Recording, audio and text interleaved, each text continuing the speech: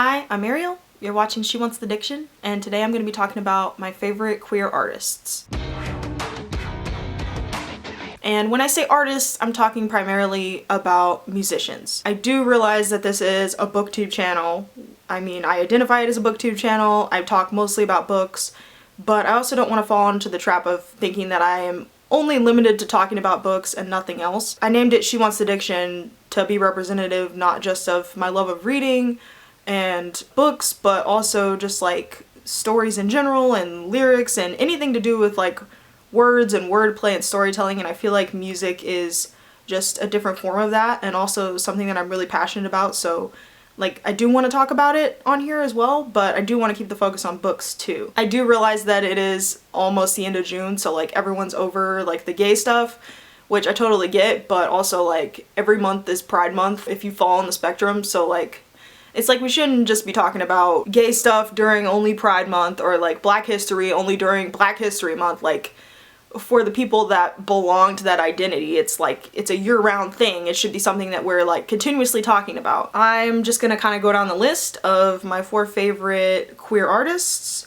and, you know, talk about why I think their stuff is great. I'm gonna start off the list with Janelle Monáe, who is known primarily for her dandy style of dressing and then also the Afrofuturist elements contained within her music. She uses sci-fi worlds as kind of a metaphor. She created this alternate ego basically called Cindy Mayweather, that's the archandroid. I feel like she uses the android as a symbol for the otherness that she feels being a queer Black woman and existing as a queer Black woman and feeling like she's kind of like an alien. So I love that she uses these sci-fi concepts to kind of indirectly represent queerness. Like she always hinted at it. Like for example, she has a song named Queen, but it was originally gonna be Queer.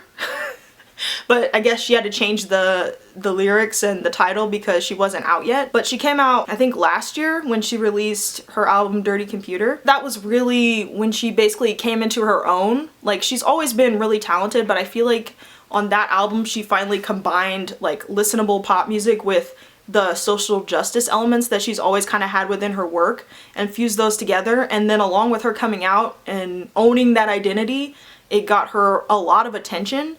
And I think it was well deserved. I feel like she really brought her all. I love like the Afrofuturism in her work. I love like the sci-fi elements, the whole android thing. Like I'm all about that shit. The specific thing that she said when she came out, and I fucking love this. She says, "Being a queer Black woman in America, someone who has been in relationships with both men and women, I consider myself to be a free ass motherfucker." Okay, so I'm gonna move on to Frank Ocean, who's number 2 on my list. Everyone and their mom knows about Frank Ocean at this point. Like I don't really know if there's much more that can be said about him that hasn't already been said all over the internet.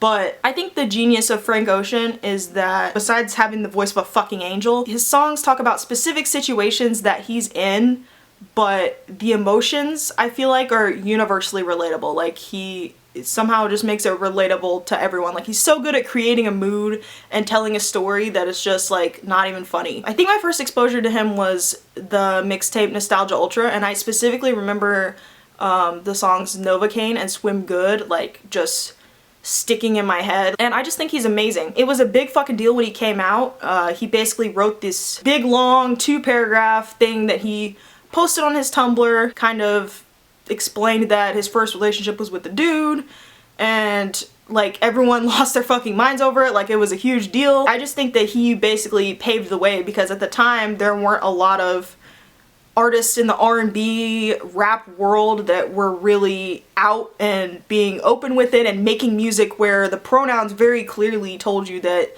it was a queer song. So I just think that he like broke so many barriers and like opened the way for a lot of other artists to like come out and own their identity. I feel like you could listen to his music so many times and still like hear new stuff every time and just get like layers of meaning out of it. The third person on this list is somebody that's a little lesser known, and it's Sid the Kid. Now, both her and Frank Ocean were part of the Odd Future Collective, I believe. Sid basically branched off and started her own band, The Internet, where she's the lead singer. She originally wasn't even gonna be a singer. I guess she was recording demos because she was mostly a producer at the time. Somebody basically asked her to actually sing, and then she did it and kind of started thinking, hey, I actually can do this. And I think you can kind of tell this from her voice. Like, honestly, her voice isn't the flashiest. She doesn't sound like this kind of power singer that a lot of people use as their front man. Like, it's not immediately apparent that she has that kind of voice where she could front a band.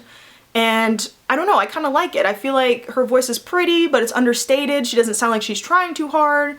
Like, it just perfectly fits the mood of The Internet. I feel like they have this nice mix of like alternative R&B and funk and jazz elements, and it's just really fucking chill, and I feel like her voice goes perfectly. And the other reason that I love her is that she very openly and unabashedly makes songs about loving women. Like, everywhere on the spectrum. She'll talk about like breaking up, she'll talk about being in love, she'll talk about just fucking. Like, it's every shade, like, she has covered it. She released a solo project called Finn, which I think is one of the most cohesive R&B albums that I've heard in a long time. And I just feel like she's so talented on multiple levels, like producing and singing. So yeah, I'm just so glad that we get to hear her music, because what the fuck? Like, just a super talented person that didn't want to be in the spotlight. Like, fuck. If you just think about how many people are probably out there that like are talented like that but don't want to like put all the attention on themselves or don't have the confidence, like, it just blows my mind. Like, fuck, all these loud people, like these loud flashy people get all the attention, like with this crazy image and this crazy personality, but like, what about the quieter folks? You know what I'm saying? Like, I feel like Sid reps for the quieter folks, and yeah, I just love that. Okay, so the last person on this list is gonna be Kehlani. She is one of the biggest figures in R&B right now, so if you haven't heard of her, I really don't know what you're doing. Living under a rock, I guess. But one of the reasons I love her is just for her attitude. One of her albums is called Sweet Sexy Savage, which I just feel like is the most relatable thing ever. Like, I just relate to like her sass and just like her whole approach. And she has songs where she addresses them to men and songs where she addresses them to women, and I just freaking love that. It's like you get a mix of everything. What she officially said was on her Twitter, "I'm queer, not bi, not straight. I'm really attracted to women, men, really attracted to queer men, non-binary people, intersex people, trans people, little polypansexual poppy, hello, good morning." Does that answer your questions? I just love that, like, getting like the typical sass, but also like a straight answer. So I don't know, I love her a lot, besides being gorgeous and like having a great voice. She has more of like a trap production sound to her stuff, I think. The funny thing is, I feel like before I even knew that a lot of these artists were queer, I feel like I was attracted to their music, and that's crazy because it kind of mimics the experience that I had in high school, where a lot of my friends, I didn't realize until later, like, fell on the LGBTQ spectrum.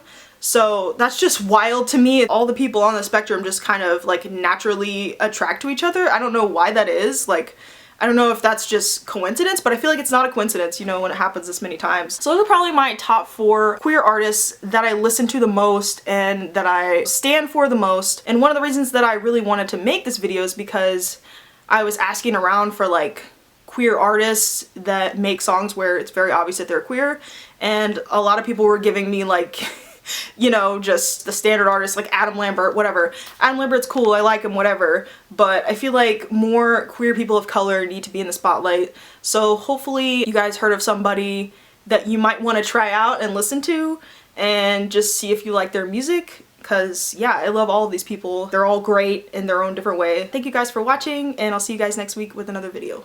Peace.